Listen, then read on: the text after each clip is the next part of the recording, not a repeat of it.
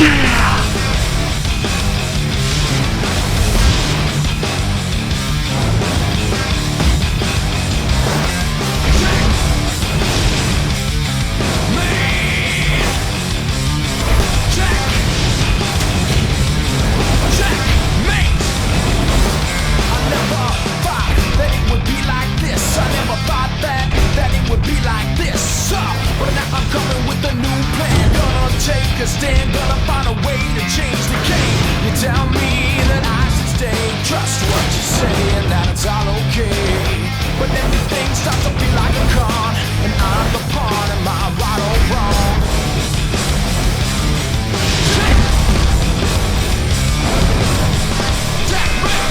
hope you're ready for another season of Nock On, because it is gonna be a good one. You know, back when I first turned pro as an archer, I also started writing articles for a small magazine telling my experiences and sharing my mistakes with the readers so that they could someday become better archers or better bow hunters themselves. And throughout all of my career, one of my dreams was to one day be able to share my articles or read my articles on the pages of Peterson's Bow Hunting along some of the bow hunting greats like Randy Ulmer or Chuck Adams. And finally, a few years ago, I got the call from Christian Berg, the editor at Peterson's, who wanted to do just that. And over the last several years, Christian and I have become great friends, all while he was accumulating points for here in my home state of Iowa. So finally, this year, he was able to get the tag, and he was super stoked to take a few weeks off work for plans to not leave Iowa without putting in plenty of time. This is one hunt I can guarantee he's not going to forget.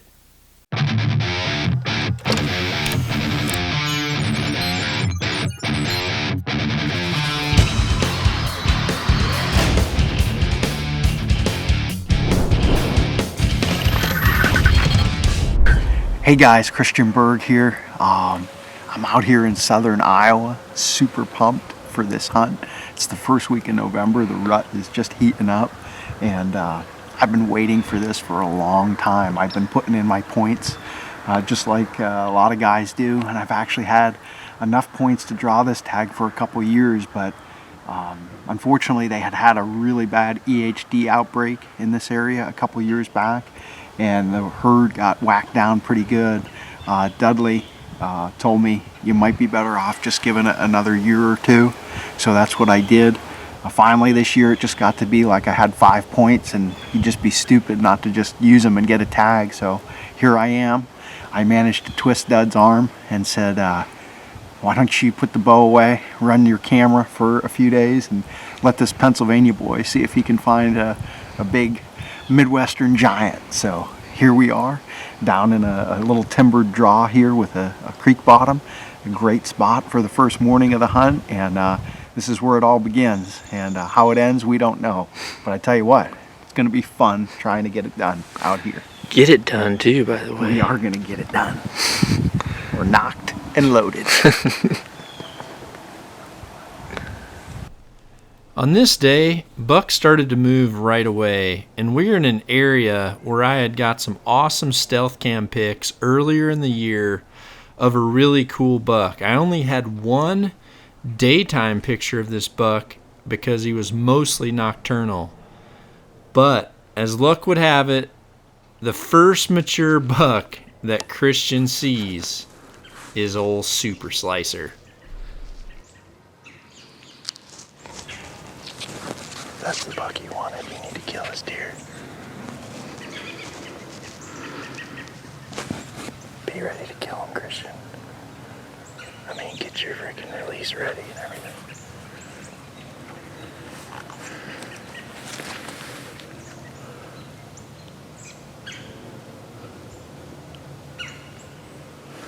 He's got a split tail on his left cheek too.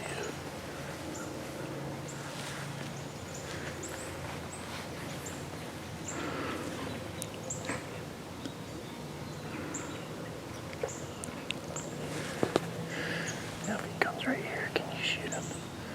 Because if he gets too far, I won't have the camera. You gotta kill him right on this trail. Be ready to pull back right here.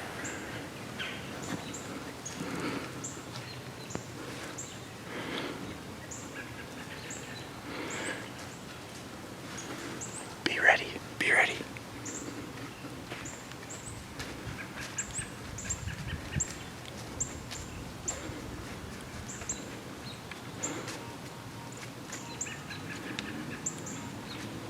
No. Oh, baby. What an awesome buck. What an awesome buck. Nock on TV is brought to you by Hoyt. Get serious, get Hoyt. Under Armour, go where you don't belong. Stealth Cam, game cameras. Redneck, bail blinds. Sherlock, hunting sights. Nocturnal, lighted Nocks. Fuse, hunting accessories. And Yamaha, ATV and side-by-sides, real world tough. I'm John Dudley. I'm an archer. I'm a bow hunter. I am defiant.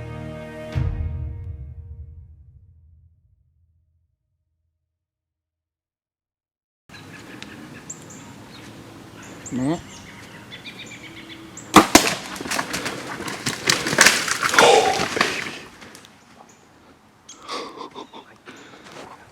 I'm coming around the other side of the tree.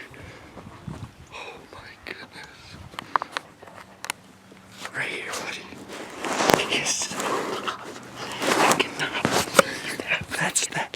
That's the big one on the camera. That's the number one when you said you wanted.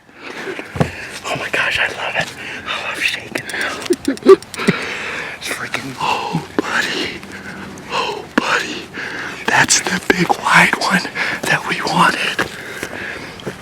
Dude, this release, I'm gonna do a little product thing here. This is not a lie, okay? I want you guys to understand that, I might be the editor of Peterson's Bow Hunting, but you should talk louder now. I struggled with target panic really bad, and John helped me out. And I'm telling you something right now, this Carter Evolution changed my shooting. It brought my confidence back. And Christian, I think that is the third buck I've killed with this thing now since you set me up with this release. You just shot a heck of a buck. A heck of a buck. Oh my God. Dude, that was perfect. He came in. It was like, what was that? 14 yards maybe? Maybe. Oh my gosh, dude. I can't believe I'm tagged out already. I cannot believe that. What time is it? Well, it's probably exactly when I told you we were going to see deer move. No, you told me not until after 9. Oh, well, I guess you're right. It's 8 o'clock. 8 o'clock the first freaking morning. Field Recon. All right, everybody, it's getting a little bit dark right now, but I want it to be so that you can see perfectly this arrow flight, because today's Field Recon segment is all about how to use your other pins that you aren't aiming with as references for knowing your arrow trajectory to make sure that you're not going to strike any overhanging limbs. And this is something that we've probably all made a mistake on. I know that I have, and in fact, this past year I was in British Columbia. I was so focused on getting my shot opportunity on this moose when he moved into my one shooting lane and I used one of my lower pins, I never looked at an upper pin and to see an overhanging branch that was clearly going to strike my arrow, and it did. So right away I thought this is a perfect segment, and so here's what you have to do. In this situation, I've got a target right at about 40 yards, but at 20 yards, there's a huge limb covering the target, and then there's actually a smaller set of limbs at 30 yards that are also covering it. However, I know that if that was my shot and I range it, it's 40 yards. When I draw back and put my 40 yard on that animal or on the kill zone, if my 20 yard pin is clear of this major branch, and then that 30 yard pin is clear of that next set of branches, then I know I'm gonna be able to get that arrow right in there. So I don't want to endorse crummy shots, but when it comes to that one limb or one line of fence, those pins that are at that same distance can tell you. So here we go. Gonna make an awesome shot on a huge buck across the creek.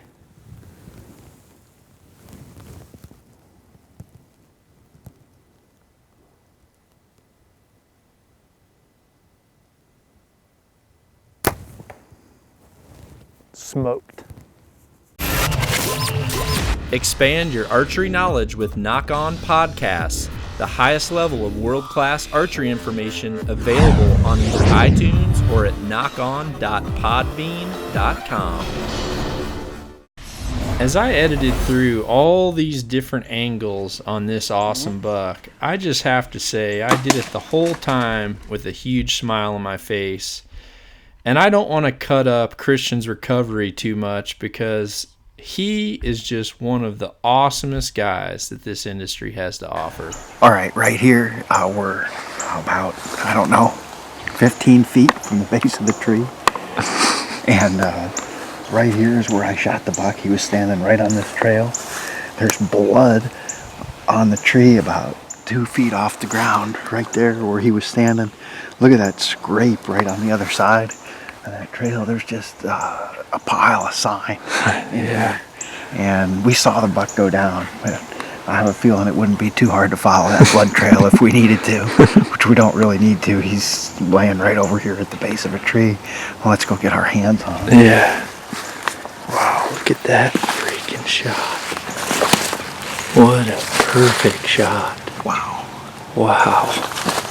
Jesus. Look at that. There's hair. You can see where the rage slides. That's almost like you can see the two blades of the rage, how it came through and it sent the hair and the blood like that two-bladed cut. During this whole recovery, I had the biggest smile on my face because this was just such an awesome time with a great friend. And I hope all of you enjoy this full recovery as much as I did. That's what you want to see right there. Wow. That's what you want to see. It's I want to see your deer. I think everyone else does too. But this is pretty impressive.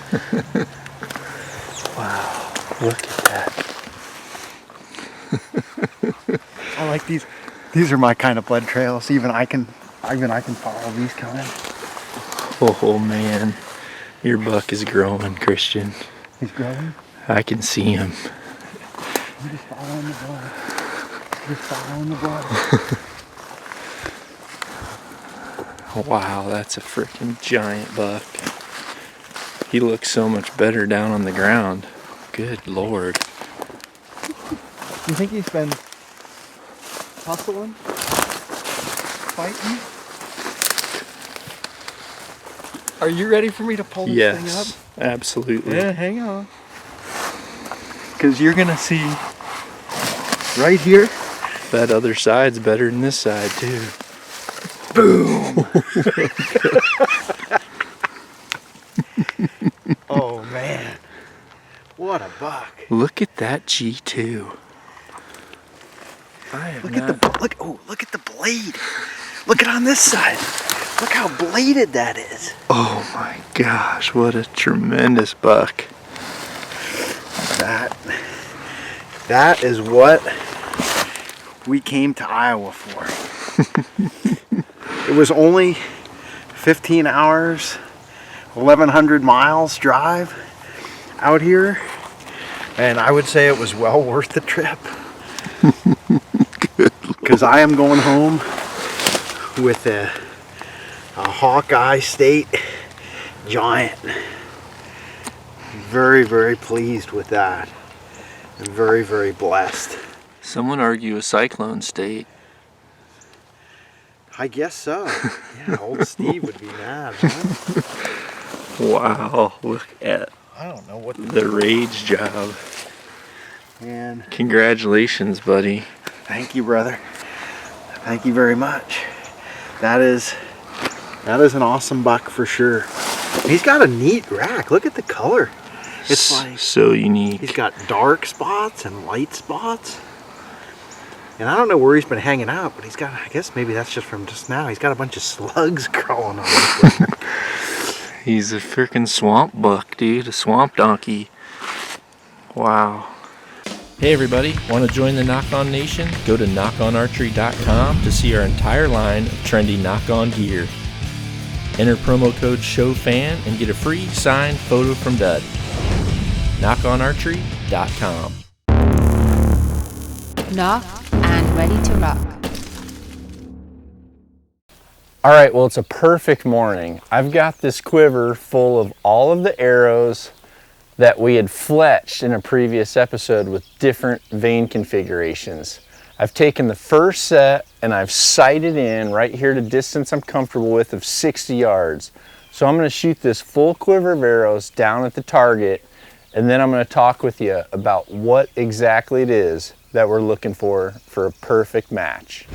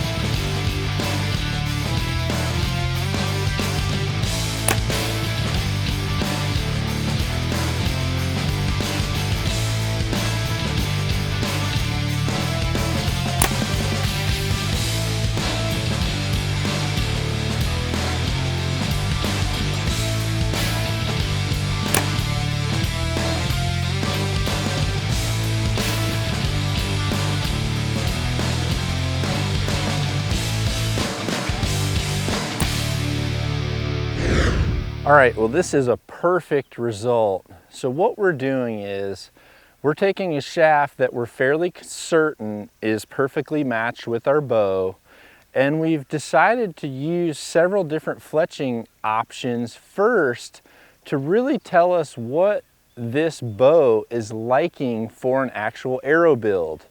A lot of people don't go through this homework, and believe me, sometimes these results can be like this for one bow, and then for a different bow or even a slightly different poundage, these results can be completely different. So here's what I'm looking for. On my initial setups, I go ahead and shoot a full group of arrows, and I'm really confident that my shots were all a good shot, which is important. If it's not a good shot, go down and pull that arrow and shoot it one more time. But what this is showing us is that there's actually two different options that are doing the best. So this option with a 4-fletch has a great grouping. The option that has a 3-inch low profile vein also has a great grouping. Now on this 4-inch fletch for this particular matchup, it's giving me a vertical grouping. Now on the short high profile vein for this particular setup is giving me a horizontal grouping. So at this point, what I've done is I've narrowed down what type of fletching configuration that this exact setup, poundage, arrow build, including a lighted nock and the weight point that I want to use, this has narrowed it down to two options that are really going to get me in the ballpark before I do my initial final tuning with my rest. So this is a great, again, it's a starting point, it's a learning point. It allows us to narrow out things. Sometimes people go in a shop and they just grab the arrow that's right on the rack. And a lot of times it can be good enough, but there's always the option of having something slightly different that can give you better results. Now at 60 yards, a lot of people might argue that this is pretty good. I would say if I have a bow that could group 5 inches apart vertically with one setup, or 5 inches apart horizontally with another setup, or I could have two different setups that are 2 inches apart, which would you prefer? This is a great way to just eliminate things that might not match perfectly with the setup that you've chose. Nock on. You're coming home to Pennsylvania, dude. I hope you're all right with that. Because it's too late now. Wow. Yeah, seriously, man. Seriously. Congrats. Nock on, brother. Nock on. That is, that's a knock and roller right there, man. That is definitely, and this is that from fighting, you think? That's from his horns, just doing his scrapes and rubs. Really? When you have a rack like that, you lay that big G2 back. Look at that G2. Lay that thing back. It's rubbing every bit of the hair right off of his back. Wow. What a stud. That thing's nice. Oh my God. He bled a little bit. Dude, I did not realize the blood. You got a rage leg. Oh my goodness. I got a bloody leg.